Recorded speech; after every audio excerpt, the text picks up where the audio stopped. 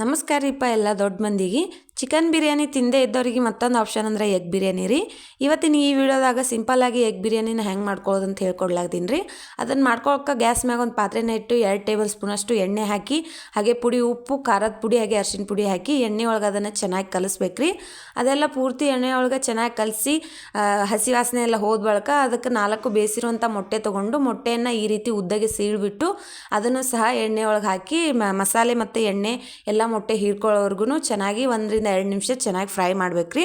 ಅದೆಲ್ಲ ಫ್ರೈ ಆದ ಬಳಿಕ ಅದನ್ನು ಸೈಡಿಗೆ ಎತ್ತಿ ಇಟ್ಕೊಂಡ್ಬಿಟ್ಟು ಮತ್ತೊಂದು ಕಡೆ ಏನದ ಒಂದು ಕುಕ್ಕರ್ ಇಟ್ಕೊಂಡು ಕುಕ್ಕರ್ಗೆ ಎಣ್ಣೆ ಮತ್ತು ತುಪ್ಪ 2 ಸಮ ಪ್ರಮಾಣದಾಗ ಹಾಕಿ ಅದಕ್ಕೆ ಸ್ಪೈಸಸ್ಗಳನ್ನು ಹಾಕ್ಬೇಕು ರೀ. ಚಕ್ಕೆ, ಲವಂಗ, ಏಲಕ್ಕಿ, ಮೆಣಸು, ಸೋಂಪು, ಕಸ್ತೂರಿ ಮೆಂತೆ, ಪಲಾವ್ ಎಲೆ ಎಲ್ಲ ಮಸಾಲೆಗಳನ್ನು ಹಾಕಿ ಚೆನ್ನಾಗಿ ಘಮ ಬರೋವರೆಗೂ ಫ್ರೈ ಮಾಡಿಬಿಟ್ಟು ಅದಾದಮೇಲೆ 4 ಹಸಿಮೆಣ್ಸಿನ್ಕಾಯಿನ ನಡುವೆ ಉದ್ದಾಗಿ ಸೀಳ್ಬಿಟ್ಟು ಹಾಕಿ ಅದಾದಮೇಲೆ ಒಂದು ದೊಡ್ಡ ಸೈಜ್ ಈರುಳ್ಳಿನ ಉದ್ದಾಗಿ ಕಟ್ ಮಾಡಿ ಹಾಕ್ರಿ.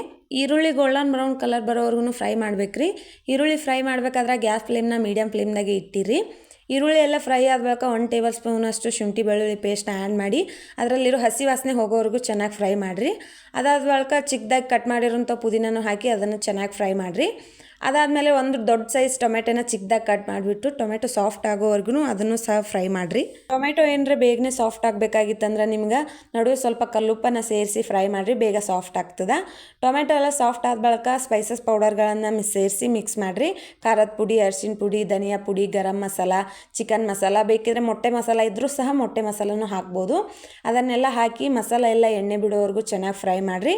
ಫ್ರೈ ಮಾಡಿದ ಬಳಿಕ 2 ಟೇಬಲ್ ಸ್ಪೂನಷ್ಟು ಗಟ್ಟಿ ಮೊಸರನ್ನು ಹಾಕಿ ಮೊಸರು ಹಾಕಿದ ಬಳಿಕ 10 ಸೆಕೆಂಡಷ್ಟು ಅಷ್ಟೇ ಮಿಕ್ಸ್ ಮಾಡಿರಿ, ಜಾಸ್ತಿ ಹೊತ್ತು ಮಿಕ್ಸ್ ಮಾಡೋಕ್ಕೆ ಹೋಗಬೇಡ್ರಿ.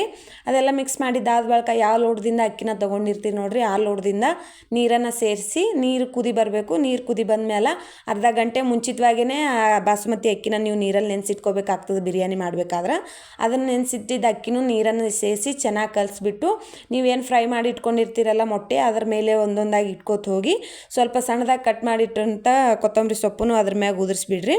ಉದುರಿಸಿ ಮಿಕ್ಸ್ ಮಾಡೋಕ್ಕೆ ಹೋಗಬೇಡ್ರಿ. ಹಾಗೆ ಮುಚ್ಚಳ ಮುಚ್ಚಿಬಿಟ್ಟು 2 ರಿಂದ 3 ವಿಷಲ್ ಹೊಡೆಸ್ರಿ ಸಾಕಾಗ್ತದೆ. ಅದೆಲ್ಲ ವಿಷಲ್ನ ಪೂರ್ತಿಯಾಗಿ ಹೊಡೆಸ್ಬಿಟ್ಟು ಪೂರ್ತಿ ಕುಕ್ಕರ್ ತಣ್ಣಗಾಗಬೇಕು ಅಲ್ಲಿವರೆಗೂ ವೇಟ್ ಮಾಡಿರಿ. ಪೂರ್ತಿ ಕುಕ್ಕರ್ ತಣ್ಣಗಾದ್ಮೇಲೆ ತುಂಬಾ ಟೇಸ್ಟಿಯಾದಂಥ ಎಗ್ ಬಿರಿಯಾನಿ ಮನ್ಯಾಗ ರೆಡಿ ಆಗ್ತದೆ.